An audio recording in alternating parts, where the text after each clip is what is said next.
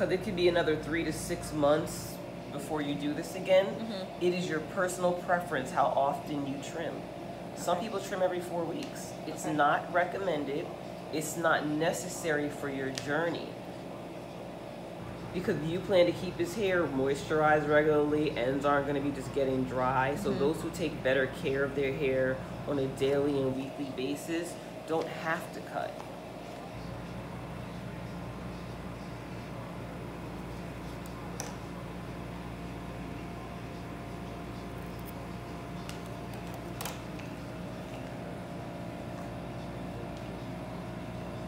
Do we think 1 piece here or 2?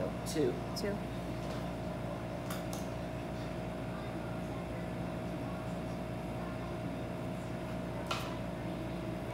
I got you. I got you. You're doing a great job, Teo and Mom and Dad.